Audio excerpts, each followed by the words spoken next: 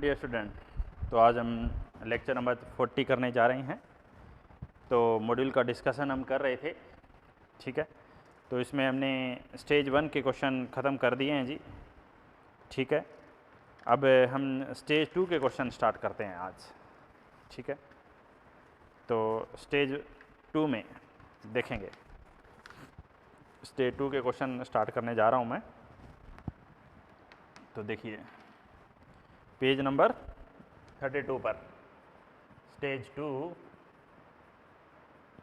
Page 32, page number 32 पे stage 2 के question करने जा रहे हैं। तो पहला क्वेश्चन क्या, एक वस्तु को h मीटर ऊंची मीनार की चोटी से स्वतंत्रता पूर्वक छोड़ा जाता है। क्वेश्चन नंबर 1 क्या कहता है, देखो एक वस्तु है, उसको h मीटर ऊंची कोई मीनार है, h मीटर ऊंची मीनार की चोटी से स्वतंत्रता पूर्वक छोड़ा जाता है, यानी आरंभिक वेग 0 है। 2 सेकंड पश्चात रोका जाता है और फिर दोबारा छोड़ दिया जाता है। वस्तु को यहाँ से वस्तु आई, कितनी देर चलने दी, 2 सेकंड, फिर रोक लिया, पकड़ लिया, तो वेग एक बार 0 हो गया, फिर दोबारा छोड़ दिया, फिर वस्तु चली, 2 सेकंड के लिए फिर चली, यानी 2 सेकंड में मान लिए h दूरी तय कर दी, 2 सेकंड दोबारा चली, फिर उसने h दूरी तय कर दी। तो आपको ये दूरी पूछी गई है जी, ये दूरी क्या होगी, capital H minus 2h, capital H minus 2h होगी। तो h आ गया तो आंसर ही आ गया जी। h कैसे आ गया, 2 सेकंड ही चलने देना है, तो समय का फार्मूला आ गया जी √2h/g। कितना सेकंड, 2 सेकंड, t की जगह 2 सेकंड लिखा, √2h/g, स्क्वायर करो, 4 बराबर 2h/g। h की वैल्यू कितनी आई, 4g/2,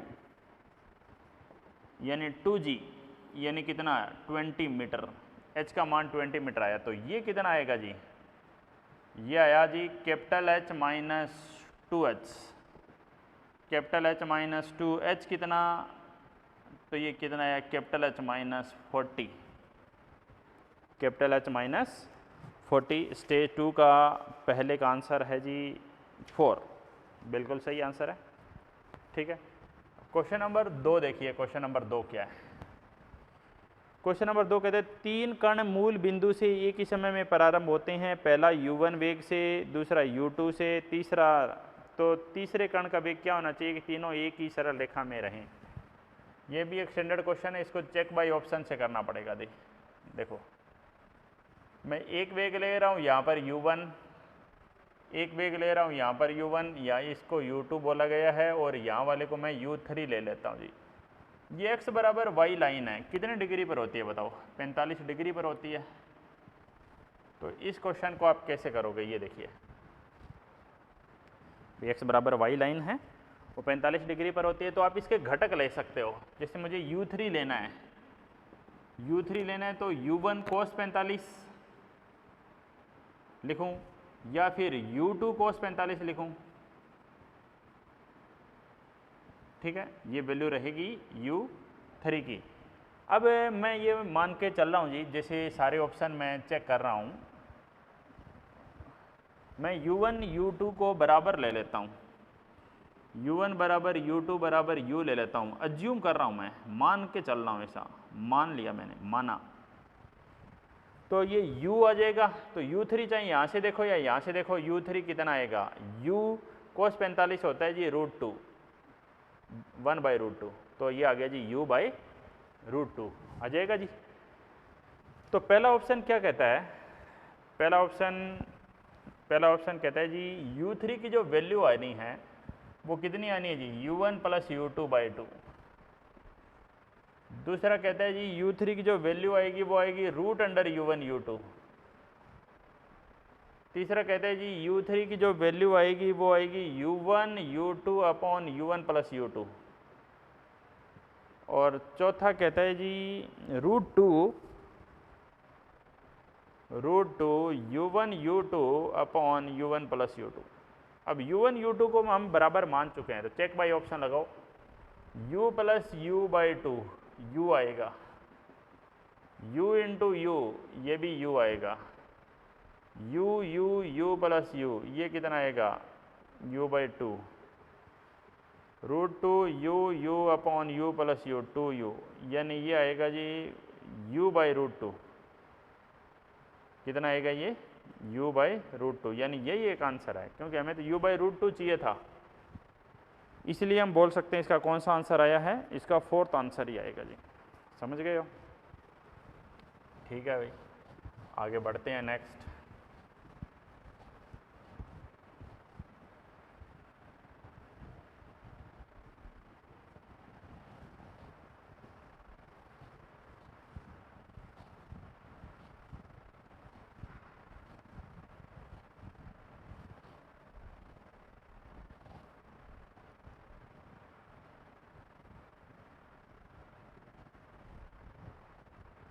नेक्स्ट पॉइंट क्या है जी? क्वेश्चन नंबर 3 देखिए, क्वेश्चन नंबर 3 क्या है? अच्छा क्वेश्चन है। क्वेश्चन नंबर 3 पे हम बढ़ने जा रहे हैं। नेक्स्ट क्वेश्चन 3 कह रहे हैं t बराबर 0 पर x 0 है। ठीक है जी, t 0 x 0, ओके। तो वेग दे रखा है v = α√x, दोनों 0 0 करो तो वेग क्या आ गया जी? अल्फा, यहाँ 0 रखोगे तो वेग 0 आ गया। ये कौन सा वेग आया? ये आरंभिक वेग है जी, आरंभिक वेग 0 आ गया। ठीक है जी, आरंभिक वेग 0 आ गया। तो आपको इसका निकालना है जी विस्थापन किस तरह से बदलेगा। तो विस्थापन कैसे आएगा? पहले तो त्वरण देख लो, इसका आप dv/dx करो। अल्फा √x का क्या होता है जी? 1/2 √x होता है। त्वरण क्या होता है? v dv/dx, त्वरण होता है जी v कितना था? α√x, dv/dx कितना आया? 1/2 √x और इनटू में अल्फा, यहाँ पे अल्फा लिख दो। √x से √x कट गया, त्वरण का मान आ गया जी α²/2, α²/2 आ गया। ठीक है। विस्थापन s = ut + ½ at², ये फार्मूला आएगा। आरंभिक वेग कितना है जी? 0 है, हाफ। त्वरण कितना है जी? α²/2 × t², आंसर आएगा जी α² t²/4। क्या बोल सकते हो? विस्थापन समानुपाती है किसके? t² के। विस्थापन है वो t² के क्या हो गया जी? समानुपाती हो गया है। 4th उत्तर आ जाएगा जी। क्वेश्चन नंबर 4 देखिए,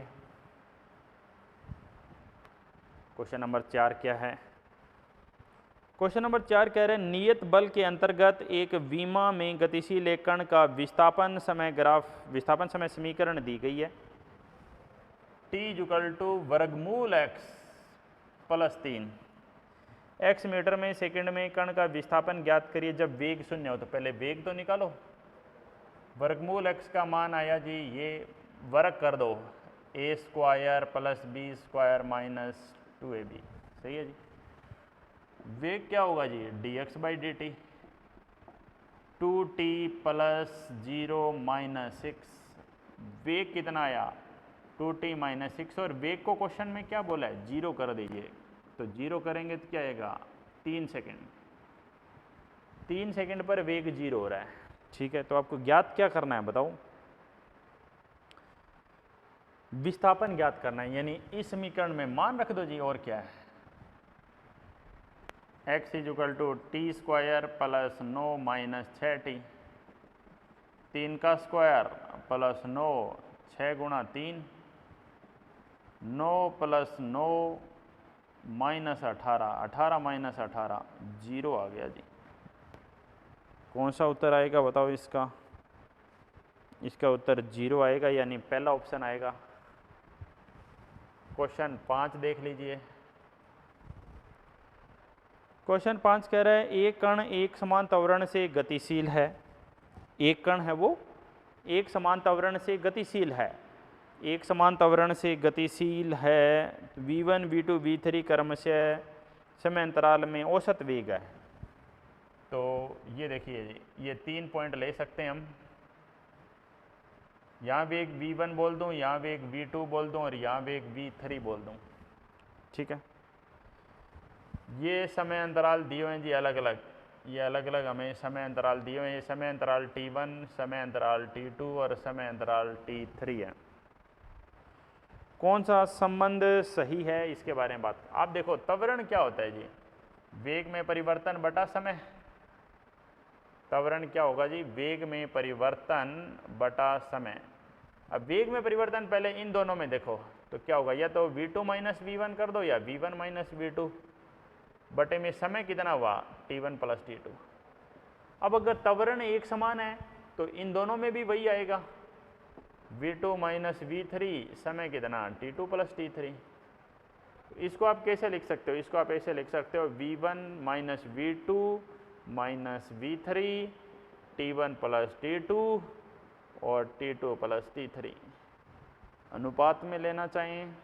v1 माइनस v2 अनुपात v2 minus v3 T1 plus T2 अनुपात T2 प्लस T3। ठीक है, तो v1 v2 प्लस में यानी कौन सा आंसर जाएगा, दूसरा आंसर चला जाएगा। ठीक है जी, 5 का स्टेज 2 में 5 का 2 बिल्कुल सही है।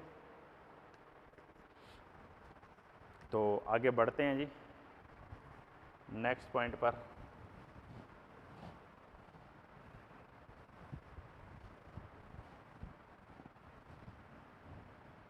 ये जो क्वेश्चन 5 था ये एक समान त्वरण आपको मान के चलना पड़ेगा भाई। औसत वेग यहाँ से यहाँ तक कितना है, पूरी गति में त्वरण है वो एक समान त्वरण है।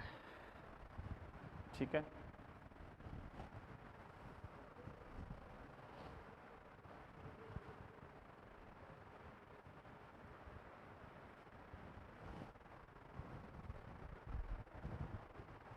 तो देखिए जी क्वेश्चन नंबर 6। क्वेश्चन नंबर 6 क्या कहता है, एक वस्तु मंदन के साथ प्रथम 2 सेकंड में 200 सेंटीमीटर, एक वस्तु का आरंभिक वेग कोई v ले u ले लिया हमने, प्रथम 2 सेकंड में 200, प्रथम 2 सेकंड में 200 सेंटीमीटर चलती है। अगले 4 सेकंड में, अब अगले 4 सेकंड और ले लिए जी, अगले 4 सेकंड है ये, इनमें कितनी चलती है, इसमें 220 चलती है जी, 220। 7वें सेकंड के अंत में वस्तु का वेग, 7वें सेकंड के अंत में वेग कैसे निकालें, कौन सा फार्मूला लगाओगे आप 7 सेकंड के, v equal to u plus a t. v u चाहिए और a चाहिए, दोनों चाहिए। कौन से सेकंड, 7 सेकंड के अंत में, t का मान 7 सेकंड रख सकते हैं। तो पहली बात है जी 2 सेकंड की दूरी, त्वरण पूरे में नियत है, पूरी गति में त्वरण a है। तो पहले तो मैं 2 सेकंड पे काम कर रहा हूँ जी, फार्मूला यही लगानेंगे, s is equal to u t plus half a t square. ठीक है, 200 दूरी तय करी, आरंभिक वेग u समय 2 सेकंड, त्वरण a समय 2 सेकंड। तो ये पहली समीकरण आएगी यहाँ से। ठीक है, पहली समीकरण क्या ये बताओ, 2u प्लस 2 का स्क्वायर 4 बटा 2, 2a is equal to 200, 2u plus 2a is equal to 200। अब u यहाँ पर है न कि यहाँ पर, u है वो आरंभिक वेग है, u आरंभिक वेग है, इसलिए आप इसको आगे सिर्फ 220 का नहीं कर सकते, आपको सारा दूरी लेनी पड़ेगी। तो सारी दूरी लेनी पड़ेगी, तो 200 और 200 420 u T half a t square, T कितना हुआ 4 और 2 6 सेकेंड हो गया जी।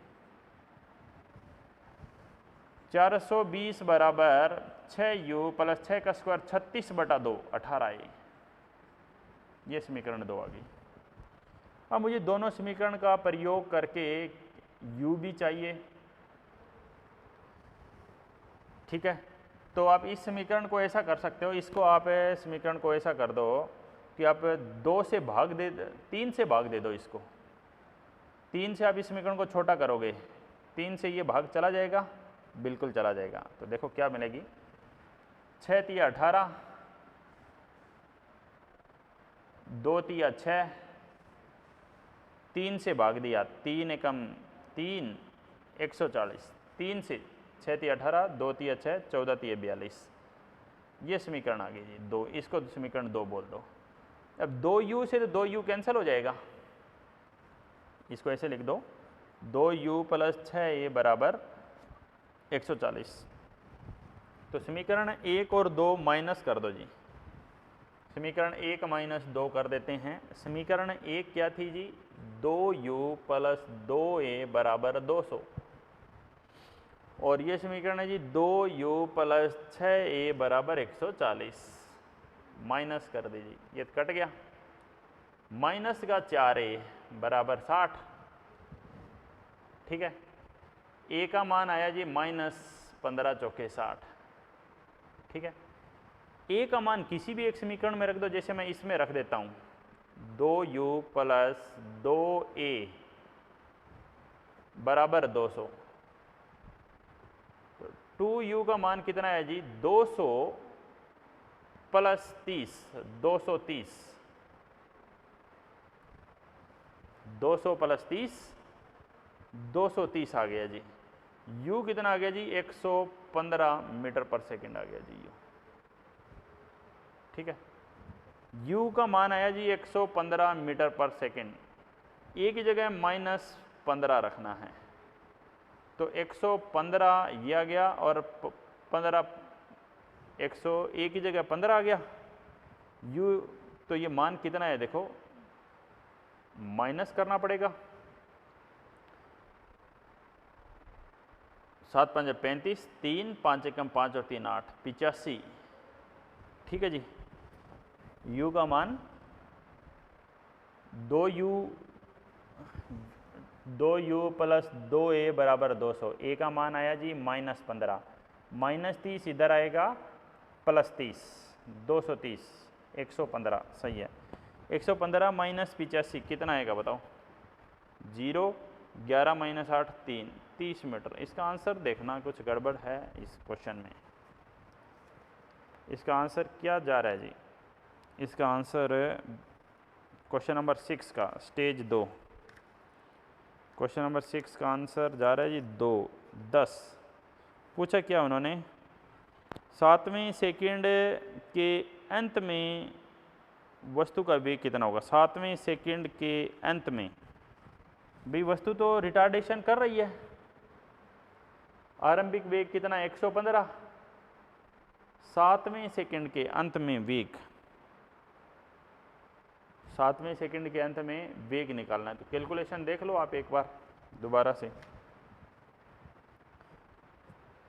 2u प्लस 2a बराबर 200, 230, 115।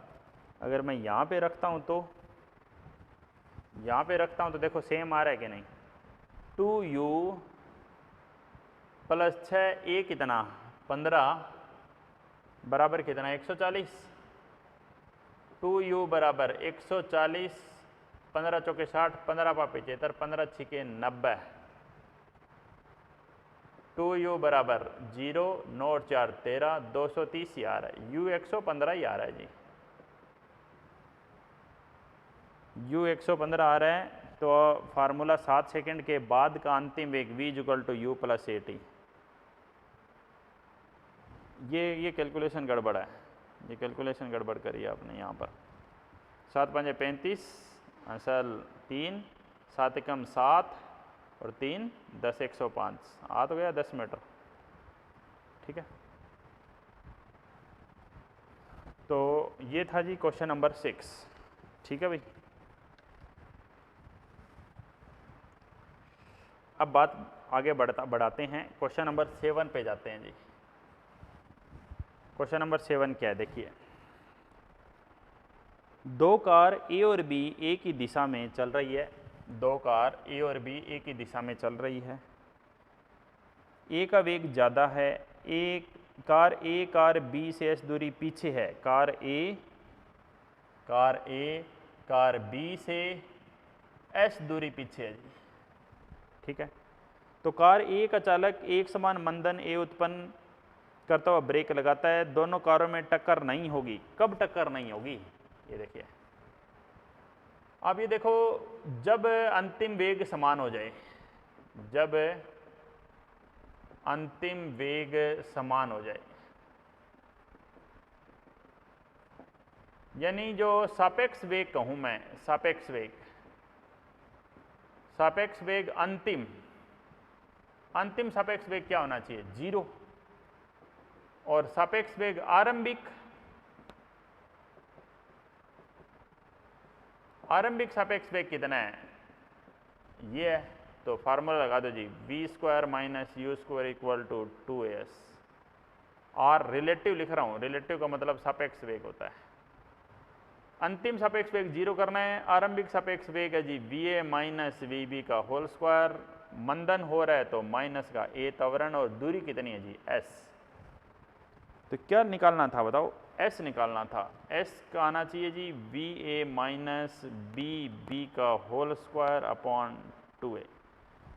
अब ये दूरी क्या होनी चाहिए? ये दूरी ज़्यादा हो सकती है, बराबर हो सकती है, लेकिन कम नहीं हो सकती, क्योंकि कम हो गई तो टक्कर हो जाएगी। इसलिए कौन सा आंसर ज़्यादा सही होगा? थर्ड आंसर ही ज़्यादा सही होगा जी।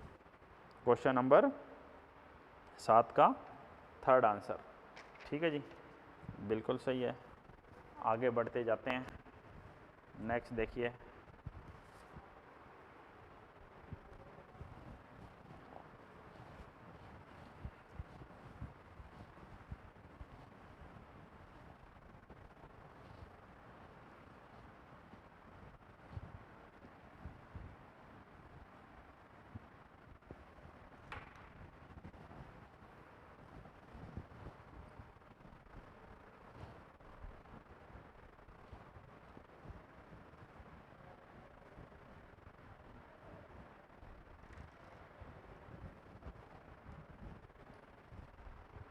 तो समझिए बात क्या है।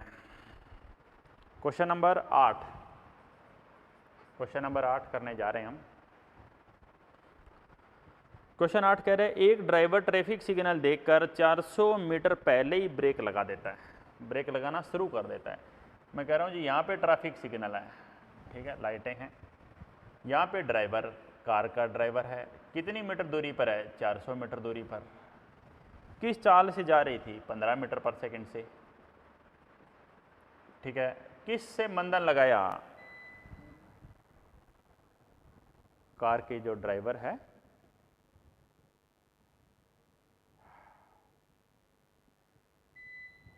कार ड्राइवर है, उसने मंदन लगाया। कितना मंदन लगाया? 0.3 मीटर पर सेकंड स्क्वायर का उसने मंदन लगाया जी, ठीक है। 1 मिनट पश्चात लाइट से वाहन की दूरी बतानी है आपको। अब आप ये देखिए, कार रुकती कितनी देर में? हमें 1 मीटर से कुछ नहीं लेना, हमें कार को कार रुकने से पहले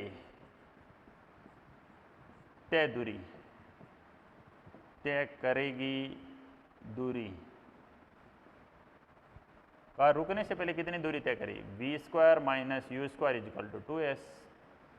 अंतिम वेग 0, आरंभिक 15, मंदन कितना? 0.3, और s दूरी जी।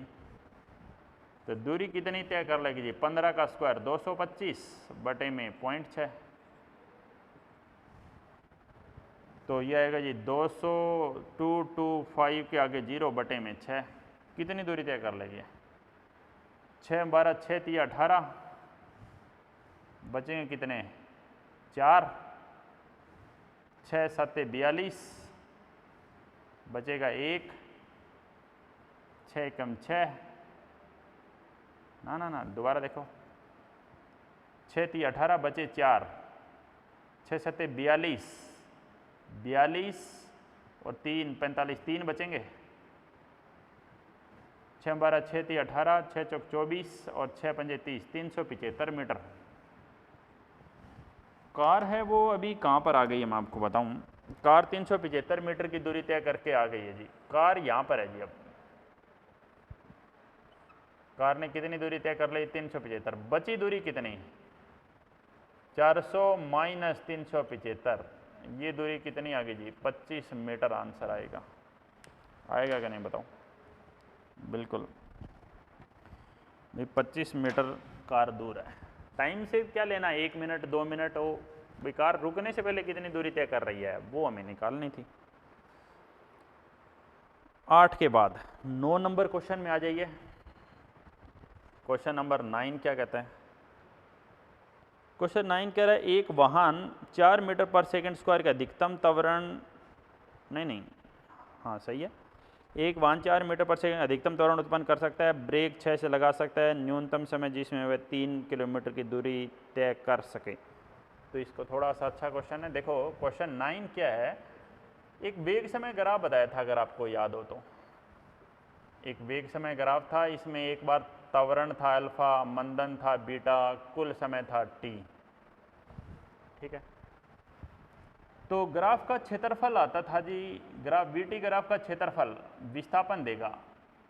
विस्थापन कितना होगा? 1/2 बेस गुणा हाइट, ये होती थी जी वीएम, अधिकतम चाल। और वीएम हम कैसे निकालते थे? दो अलग अलग समय होते थे, ये समय होता था T1, ये समय होता था T2, याद हो तो आपको। अल्फा का मान कैसे आता था? अल्फा का मान वेग में परिवर्तन बटा समय। बीटा का मान कितना आता था? वेग में परिवर्तन बटा समय T2। ये दोनों ही माइनस में होते थे, तो माइनस से माइनस कट जाता था। T1 प्लस T2 हम कैपिटल T लिखते थे। T1 कितना? Vm बाई अल्फा, T2 कितना? Vm by beta, Vm common alpha plus beta alpha beta, ये फार्मूला आता था जी। तो Vm का मान कितना आता था? Vm का मान आता था जी alpha beta, alpha plus beta into में टी। अब तो बस ये सूत्र आपको याद रखना है, ऐसा कोई भी सवाल हो। 1/2, तो देखिए टी तो निकालना ही है जी। टी का क्या हो गया जी? टी और टी 2 बार है, टी और टी 2 बार है, तो आप यहाँ टी का स्क्वायर कर दीजिए, या इसको यहाँ से हटा दीजिए, टी का स्क्वायर लिख दीजिए। ठीक है, इस टी का क्या कर दीजिए? Square. Alpha beta, alpha plus beta into T का स्क्वायर। कुल दूरी कितनी? कुल दूरी है जी 3 किलोमीटर। 3 किलोमीटर यानी कितना मीटर? 3000 मीटर। 4 6, 4 और 6, 4 प्लस 6, तो कितना आएगा जी? 3 दूना 6000, 3 दूना 6000 इंटू में 10 बटे में 24 इक्वल टू टी स्क्वायर। यहाँ से आप करोगे तो ये टी स्क्वायर आ जाएगा जी 2500 और टी आ जाएगा जी 50 सेकेंड। सोल्व करके देख लो, 50 सेकेंड में ये काम हो जाएगा जी। ठीक है, आगे अगर हम बात करते हैं तो ये क्वेश्चन नंबर था 9 नंबर। अब हम क्वेश्चन 10 पे बात करते हैं। क्वेश्चन 10 पे बात करते हैं तो क्वेश्चन 10 में क्या दे रखा है? 2 ट्रेन हैं जो विपरीत दिशा में गति कर रही है, दोनों ट्रेन।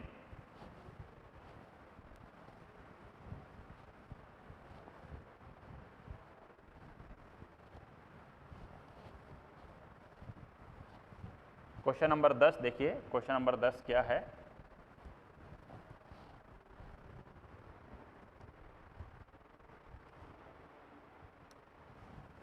क्वेश्चन 10, क्वेश्चन नंबर 10 में आपको क्या दिया हुआ है देखेंगे आप। 2 ट्रेन हैं जिनमें से एक 15 मीटर पर सेकंड से तथा दूसरी 20 मीटर पर सेकंड की चाल से गतिशील है, सीधे पथ पर एक दूसरे की ओर आ रही है। जब दोनों ट्रेनें 50 मीटर की दूरी पर है तो दोनों के ड्राइवर एक साथ ब्रेक लगाते हैं। रुकने, देखो कहानी क्या है जी, ये देखिए एक ट्रेन यहाँ पर है और एक ट्रेन है जी यहाँ पर। ठीक है, दो ट्रेन है जिनमें से 15 मीटर पर सेकंड तथा दूसरी 50 मीटर पर सेकंड से, एक 15 से आ रही है, दूसरी 20 से आ रही है। एक तो आ रही जी 15 मीटर पर सेकंड से और दूसरी आ रही जी 20 मीटर पर सेकंड से। ठीक है, एक दूसरे के दोनों ट्रेनें 500 मीटर की दूरी पर हैं। दोनों ट्रेनों के बीच की दूरी बात करूं वो 500 मीटर है जी। एक साथ मंदन लगाते हैं, इसका भी मंदन -1 है और इसका मंदन भी -1 है। मान लेते हैं ये ट्रेन है, जो ट्रेन ए है वो मान लेते हैं यहाँ तक पहुँचती है, उसने ये दूरी तय कर ली जी SA। ये ट्रेन मैं मान लेता हूँ यहाँ तक पहुँचती है, उसने दूरी तय कर ली जी SB। तो अब इनके बीच की दूरी आपको निकालनी है। बीच की दूरी कैसे निकालें, देखो यहाँ पर इसका वेग 0 हो गया, यहाँ पर इसका वेग 0 हो गया, तो एक ही फार्मूला लगाना है, v² - u² = 2as। v² - u² = 2asa। उसी तरह से दूसरे में लगाऊं 2asb। ठीक है, तो यहाँ से क्या आएगा, यहाँ से SA और SB दोनों दूरियां आएगी जी। ऐसी दूरी कितनी आएगी, देखो 15 का स्क्वायर 225/2। SB दूरी कितनी आएगी, 20 का स्क्वायर 400/2। ये दूरी आ गई जी 200 और ये दूरी आ गई जी 112.5। तो कुल दूरी कितनी है, SA + SB। उनके बीच की दूरी, इस दूरी को किस में से माइनस कर दें, 500 में से, तभी तो ये आएगा ना उनके बीच की दूरी, जिसको मैं x लिख सकता हूँ। 500 - 112.5 प्लस में 200, 500 - 312.5 माइनस कर दो, ये लगभग 187.5 आ जाएगा जी। ठीक है, ये क्वेश्चन नंबर 11 था। क्वेश्चन नंबर 12 देखिए, ये क्वेश्चन नंबर 10 था। अब क्वेश्चन नंबर 11 देखिए। क्वेश्चन नंबर 11 क्या कहता है, दो स्टेशनों के बीच एक ट्रेन पहले एक समान त्वरण से, उसके पश्चात नियत वेग से और फिर मंदन से चलती है। ये देखो, इसको आप वेग समय ग्राफ से करिए। इस क्वेश्चन को एक वेग समय ग्राफ बनाते हैं। आप कहोगे हमें कैसे पता चलेगा, प्रैक्टिस से। पहले त्वरण, फिर नियत वेग, फिर मंदन, और ये होती है उनका अधिकतम वेग। ये समय t, इनका रेशो कितना है समय का, समय का रेशो 1:8:1, 1:8:1। सबके साथ t लगा दो, 1t, 8t, ये भी 1t। ठीक है, ट्रेन द्वारा प्राप्त अधिकतम चाल 60 है। अधिकतम चाल 60 है जी। ठीक है, यहाँ पर त्वरण है, यहाँ पे नियत वेग है, यहाँ मंदन है जी। ठीक है, तो अधिकतम चाल 60 है, तो पूरी यात्रा में औसत चाल, औसत चाल क्या होगी जी, कुल दूरी ले लो और भाग कर दो जी कुल समय से। कुल दूरी बटा कुल समय। कुल समय तो कितना है, t और 8t, 9t और 1t, 10t। कुल समय तो आ गया जी 10t। कुल दूरी, दूरी तो क्षेत्रफल लेना पड़ेगा जी। वेग समय ग्राफ का क्षेत्रफल आपको क्या दे देगा, वेग समय ग्राफ का क्षेत्रफल आपको 10 मिनट और वेग समय ग्राफ का क्षेत्रफल आपको समय दे देगा जी। ठीक है, तो A1 क्षेत्रफल, A2 क्षेत्रफल और A3 क्षेत्रफल, ये 3 क्षेत्रफल आएंगे। A1 क्षेत्रफल, A2 क्षेत्रफल, A3 क्षेत्रफल। 1/2 वेग Vm आएगा और समय t आएगा। तो वेग आएगा जी यहाँ पर Vm और समय ले लिया मैंने t1। Vm का मान रख सकते हो, Vm का मान कितना रख दें 60 और समय आ गया जी t, तो ये कितना आया, ये 30t आ गया जी। A2 क्षेत्रफल में तो 1/2 लगाने की जरूरत ही नहीं है, सीधा 60 गुणा में 8t यानी 480t। 1/2 1t इंटू में 60 यानी ये भी कितना आया, 30t आया। तो कुल दूरी सबको जोड़ना पड़ेगा जी, 30 और 480, 510 और 40, 30, 540 टी से टी काट दो, उत्तर आएगा जी 54 किलोमीटर प्रति घंटा आएगा जी, उत्तर 54 किलोमीटर प्रति घंटा, तीसरा ऑप्शन आ जाएगा जी। ठीक है, ये क्वेश्चन नंबर था जी 11। अब हम अगले क्वेश्चन पे बढ़ रहे हैं जी, क्वेश्चन 12 पे।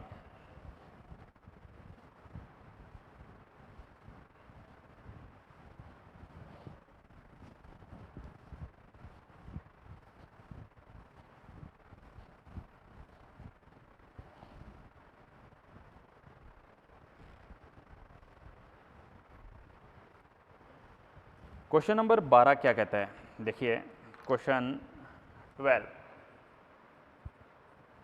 क्वेश्चन नंबर 12 करने जा रहे हैं। तो क्वेश्चन नंबर 12 में आपको ये दिया गया है कि विराम अवस्था से प्रारंभ होकर एक समान त्वरण से गतिशील एक कार प्रथम, द्वितीय और तृतीय सेकंड में औसत वेग है। एक कार है जी, एक समान त्वरण से प्रारंभ, प्रथम सेकंड, द्वितीय सेकंड, तृतीय सेकंड, यानी सारे एक एक सेकंड है, सारी एक एक सेकंड है। प्रारंभ होकर वेग 5, 10 और 15, 5, 10 और 15 मीटर पर सेकंड, मीटर पर सेकंड। इनको आप V1, V2, V3 बोल सकते हैं जी। इनको आप T1, T2, T3 बोल सकते हैं जी। 3 सेकंड में कार के द्वारा तय की गई कुल दूरी, दूरी क्या होती है जी? कुल दूरी, ये x1, ये x2, ये x3, x1, x2, x3, x1, x2, x3, V1, T1, V2, T2, V3, T3, V1, T1, V1, T1, 5 गुणा 1 5, 10 गुणा 1 10, V3, T3, 15 गुणा 1 15, 15 और 5 20 और 10 30 मीटर उत्तर आएगा जी। ठीक है, क्वेश्चन नंबर 12 था ये। क्वेश्चन 13 क्या होगा, देखो 5 किलोग्राम द्रव्यमान की एक वस्तु मूल बिंदु से प्रारंभिक वेग u, आरंभिक वेग u है जी, कितना है जी? 30I प्लस 40J, ये आरंभिक वेग है।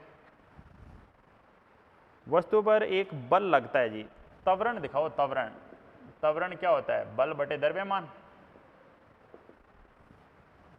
बल कितना? -6I -5J, और द्रव्यमान कितना जी? 5 किलोग्राम। तो त्वरण आया -6/5I और 5/5, एक ही हो गया 5/5 तो। ठीक है, कितने समय में वेग का y घटक शून्य होगा? v = u + at, y घटक कितने देर में? ये 0 हो गया जी। आरंभिक y घटक कितना है जी? आरंभिक y घटक 40 है जी। समय निकालना है जी। ये माइनस क्यों ले लिया मैंने? क्योंकि ये -1 दिया हुआ है जी। y घटक कौन से होते हैं जी? जो j के साथ होते हैं। ये तो होता है जी x घटक वेग का, ये y घटक वेग का, ये x घटक, इसको आप ax लिख सकते हो, ये y घटक, इसको आप ay लिख सकते हो। तो y घटक कितना आ गया? देखो y घटक आ गया है वेग का 40 और त्वरण का -1, 40 बराबर t, उत्तर कितना आ गया जी? 40 सेकेंड आ गया उत्तर। समझ गए हो भाई? ये क्वेश्चन नंबर 13 था जी। क्वेश्चन 14 क्या कहता है, देखो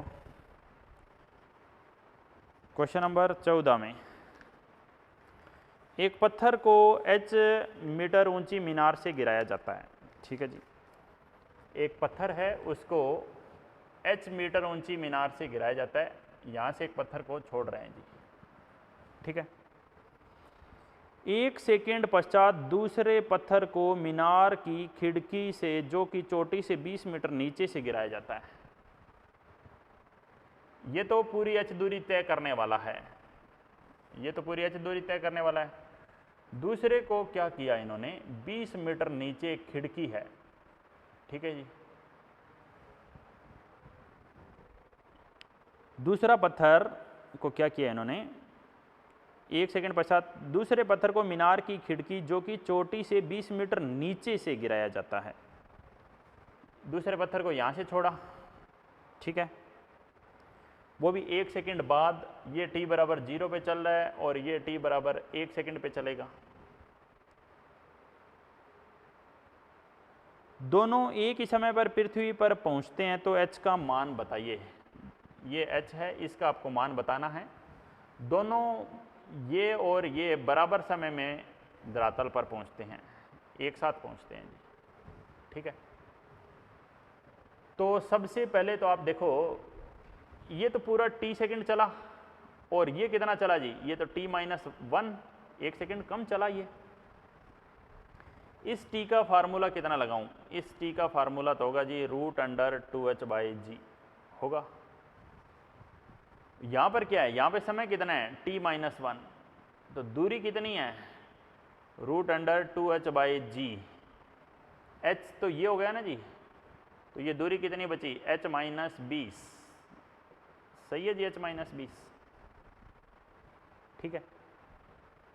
तो आप यहाँ पर क्या कर दीजिए, दोनों तरफ स्क्वायर कर दीजिए, आंसर आ जाएगा a² + b² 2ab। या तो ऐसे कर दो या फिर ऐसे कर दो, t का मान ही रख दो जी। t का मान कितना है √2h/g -1 h-20/g, ठीक है। यहाँ से हम आंसर निकाल लेंगे भाई। ये 20 लेट चल रहा है तो लगाओ जी वर्गमूल, वर्गमूल लगाया a² b² -2ab, ये आएगा इक्वल टू, इसका होल स्क्वायर कर देंगे h-20/g आ जाएगा जी, ठीक है। तो अब मैं इसको यहाँ से हमें h फाइंड आउट करना है, तो कैसे फाइंड आउट करोगे, देखो 2h/g है +1 है, ये h/g है जी, h/g को इधर लाओ, ठीक है जी। इधर क्या रह जाएगा जी, इधर रह गया जी -20/g, -20/g, और इसको इधर प्लस में ले आओ 2 टाइम्स ऑफ 2h/g, ठीक है, 2 टाइम्स ऑफ 2h/g। तो क्या बचेगा देखो, 2h/g - h/g, इधर बच गया जी h/g +1, h/g +1, और इधर क्या बच गया, इधर बच गया जी 2 टाइम्स ऑफ √2h/g माइनस ये 20 बटा, इसको g को 10 कर दो जी, इस g का मान कितना रख दूं 10 रख दूंगा तो इधर कितना बच गया जी 2 बच गया माइनस का। बस आगे आप h का मान निकाल लो जी, h सोल्व करते ही यहाँ पर आंसर आ जाएगा जी, समझ गए हो। तो ये था हमारा क्वेश्चन नंबर, कौन सा क्वेश्चन था ये, 14 नंबर क्वेश्चन था। एक क्वेश्चन और कर लेते हैं बस, 15 नंबर क्वेश्चन, एक आखिरी क्वेश्चन और देख लीजिए बस, क्वेश्चन नंबर 15।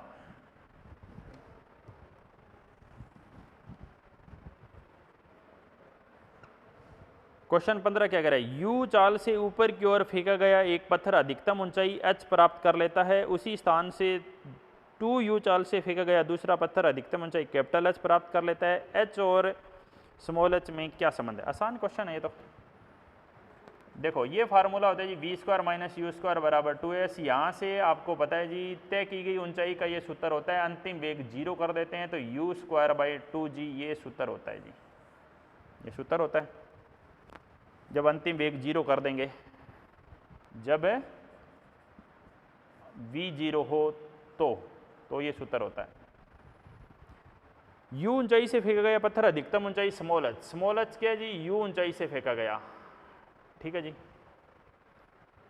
2u ऊंचाई से फेंकेंगे तो H, दूसरा पत्थर अधिकतम ऊंचाई H है, तो ऊंचाई कितनी है जी 2u² अपॉन 2g कितना हो जाएगा जी 4u²/2g। और u²/g को आप क्या लिख सकते हो h लिख सकते हो। u²/g की जगह मैं h लिख सकता हूँ, तो कैपिटल H का मान आ जाएगा जी 4 × स्मॉल h। कैपिटल H का मान कितना आ जाएगा 4 टाइम्स ऑफ कैपिटल H का मान। थर्ड आंसर 15 का कौन सा आंसर आएगा 3 आंसर आएगा। 15 का आंसर 3 आ जाएगा जी। स्टेज 2 में 15 का 3 बिल्कुल। और इसी के साथ हम बात करते हैं कि आज का लेक्चर हम ख़त्म करते हैं। ठीक है जी, तो ये सारे क्वेश्चन मैंने करा दिए हैं 15 के 15, ये आप देख लेना, बाकी अगली क्लास में हम कंटिन्यू करते हैं। ठीक है जी, ओके बाय।